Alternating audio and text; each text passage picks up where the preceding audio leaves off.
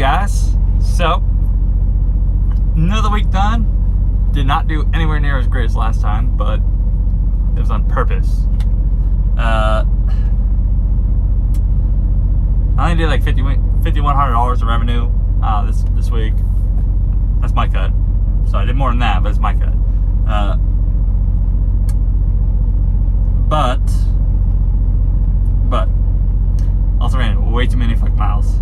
Let's see, about 3,300 for the week, so it wasn't very good. I did this on purpose. I mean, I came from the East Coast going west. We all know right now going east to west, pretty bad, like really bad. If you're able to get over like $1.40, $1.50, it seems like $1.80 at most, kind of like lucky it seems. Going east is like where it is, or going north to south, south to north, etc. That's where it seems to be right now. But I wanted to try, because now I'm booking all my own loads. I wanted to try getting over to like the west, like Nevada area, the West Coast, grab like a load going east to see how that works out. You know. Okay, but all right, so. I did finish off last week with a 4-stopper. I can't remember all the places, right? Still can't. But that load paid pretty good, right? And it, I don't remember where it delivered. But anyways, I picked up 818. Well, first off, before I picked up, right? Well, I picked up actually 818 at this Man Freddy's Cold Storage. Not a bad place. Overnight, like plenty of parking too. And they load pretty fast. At least it loaded me. Did my first orange load. Amazing. Never done oranges. And my trailer smelled amazing. But that load went from Pedricktown, New Jersey to Hammond, LA. It's also a weird place, which I know that area is technically weird place. So only 46 miles deadhead, so it was pretty good. You know, literally just across the river, pretty much. Because I delivered just across the river, about 20 miles west of Philadelphia. And I was going to Walmart DC down there in Robert, LA, even though they had it as Hammond's, really Robert, but whatever. Although it was, I'm trying to remember, I want to say it was light-ish. I don't think it was over 40,000. I think it was at 30 something. But that was 1958 for me, so not great. $1.55. 1256 miles loaded, total miles. They wanted like $2,000. I got 2,200 out of it. Like I said, I was one to sacrifice this week just to get me out west. I was kind of getting stuck in like east of the Mississippi, and I just wanted to get out of that way. And so picked up first. Wow, it also was the first for me. First time ever New Orleans. First time ever picked them at a refinery, so that was kind of cool. But that picked up 821. I don't know if it's Arabi or Arabi. Middle of New Orleans, pretty much. Or excuse me, Nowlands, right? Going to Sparks, so it's really not Sparks. It's that Walmart DC out there in McCarran, 20 miles east of Sparks. They wanted to do 3,300. I thought I did good. I got 3,800 out of it. Still under $2 a mile, considering it's 2,200 miles total, with an hour deadhead, 60 miles, right? But I picked, that was sugar from the refinery down there, and I felt like immediately I could have gotten more, but I wasn't sure, because that was my first real negotiation. I was like, I want to fucking put a number out there and then kind of blow my opportunity to get more, especially if I overblow it, like overshoot it. But wasn't bad. I mean, also weather didn't help either. That load was heavy. It was like 41,000 like that. I had no problems with any of the deliveries. Well, okay, wait. Now Robert's one took like 6 hours. Megacorp. Oh well. Okay, I don't think I've actually mentioned any of the brokers, but broker on that one was Megacorp, and I've dealt with them a bit already, and I don't mind them. The dude was, for a first for me, I mean, this broker was really, really friendly. I mean, they're all been friendly, but I mean, he was kind of went above that. He was like, "Oh, I thank you for grabbing this load, being safe, getting it there on time," which kind of sad. They thank you for doing your job. It's kind of sad. But I was like, that's when I mentioned, I was like, hey, there was a few hours detention here. And he's like, all right, as soon as we get the bills, we'll send it over. So we'll find out. I mean, I guess I could have looked for enough to do Raycon, but I haven't looked. But because it gets sent to the company, to the operations dude, and then he just gives it to me. Like I pick all my loads, and the only thing the company does is sign the Raycon or sign Raycon, says check credit, and if it needs to be set us up. That's pretty much it. I email it to him, he does that. That's pretty much, I'm booking all my loads. Anything I do is all my decision. Now, the company could say, hey, you find a different load, these guys have shitty credit, but I also use DAT load boards, so I'm also able to say the number. So I'm not picking I'm also making my own judgment saying, oh, these guys have out of 100, these guys have a 93. Okay. Well, these guys have a 97. Cool. I'm trying to say that, I'm trying to use my own judgment too, common sense here. Also trying to say what names to sort of recognize or see a lot of on there. I'm not necessarily just I don't know how else to word it. I'm also having to learn as I go. So this was an experiment too, because this got me out west where I'm only doing one load the following week, which I'm now on. Right, I'm only doing one load, but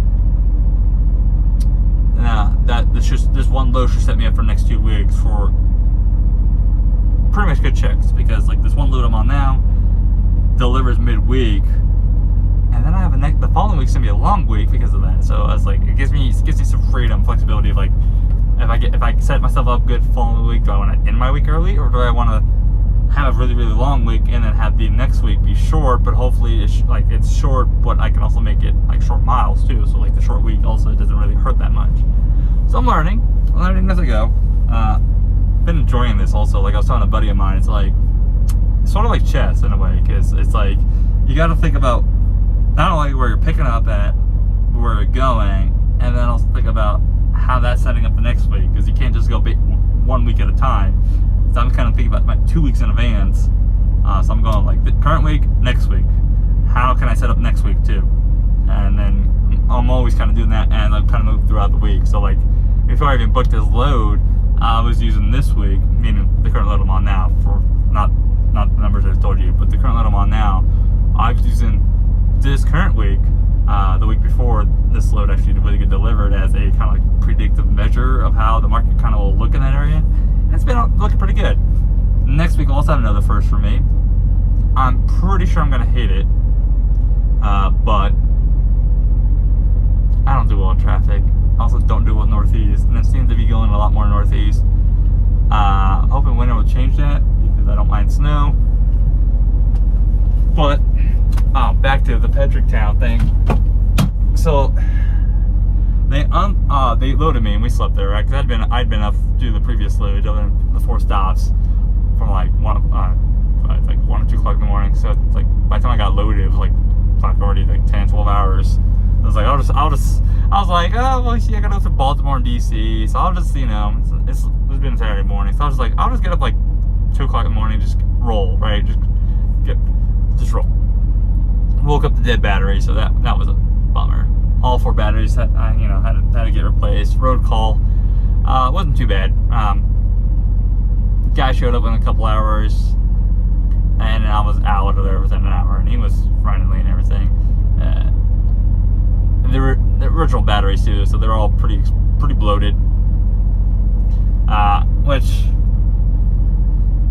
I wasn't smelling anything since I got out of desert, so I was maybe it's just the heat from the triple digits. Because when I was in desert, when I smelled it before, it was 116, 118, almost every single day. So I was we all know batteries and heat don't go hand in hand. So I was maybe it's just that. But no, I mean, when I would go crank it up, as soon as I got up, at least get the truck warming up and everything, get it ready for the day. They could barely do a crank. It was it was a pretty shitty crank. So, and yeah, now it fires up fucking fast. It spins fast. Truck also just got its first PM done. Well, PM since I've been in it today. Half of it, that is, because I got one of the alignment, tire rotation, APU PM, all filters replaced with the engine PM, and got engine PM, all the grease points, all filters, and that was pretty much it. Because it was Saturday, since they open at 8, close at noon. Not to mention rotation got within on the weekend, so it's like, okay, I'll just get it done next week or next week after that. Downside is, with the way I'm running too, is I don't have a lot of time, so I'm trying to figure out, okay, these longer trips help me getting time in too. So part of the reason why I'm going a lot back and forth east to west, because like my AP bunk feeder doesn't work. I need that for winter. They looked at it, they couldn't figure it out. They seem to think something's not hooked up right when they got put in. So, and there's also something that goes from the batteries over to the engine. There's 2 wires just hanging out underneath, just in front of behind the bumper. So that might be it. I don't know. Luckily, it's gonna be a warranty, so technically it's all truck's warranty. Benefit of being leased. So really, I just gotta find time to take care of that, and I gotta go Thermo King. Also, I gotta get my alignment done, my tire rotation, because I got a steer tire getting up, and I need to stop that getting torn up. But it's just been a good truck. I mean,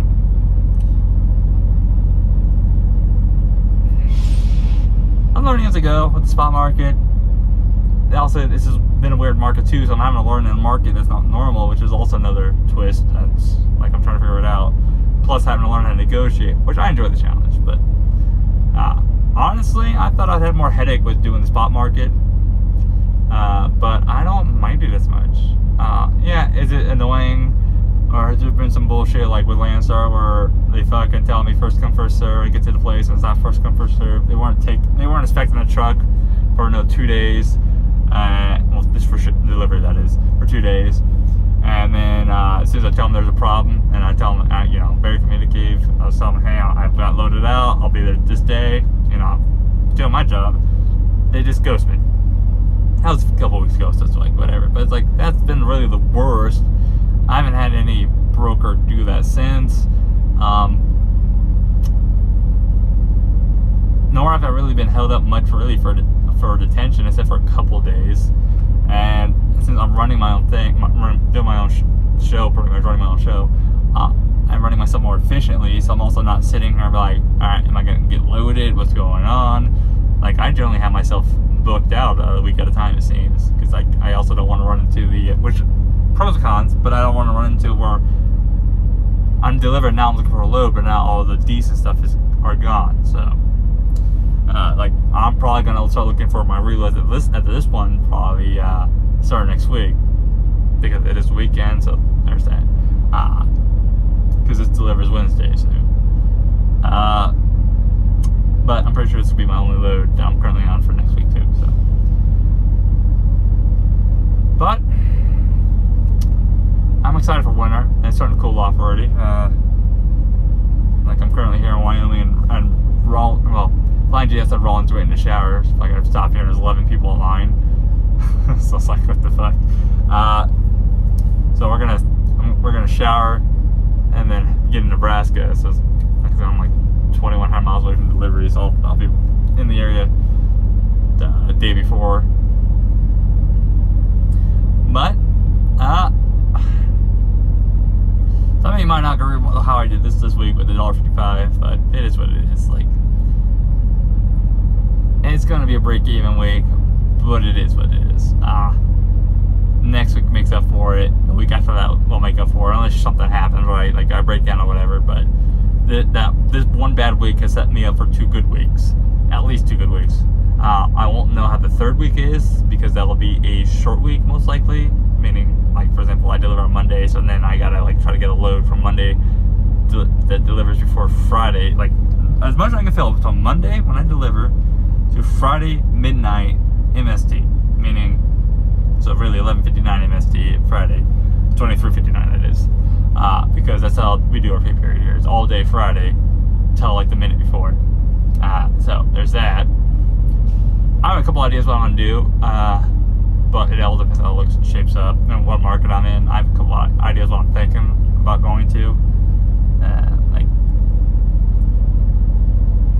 Put it this way,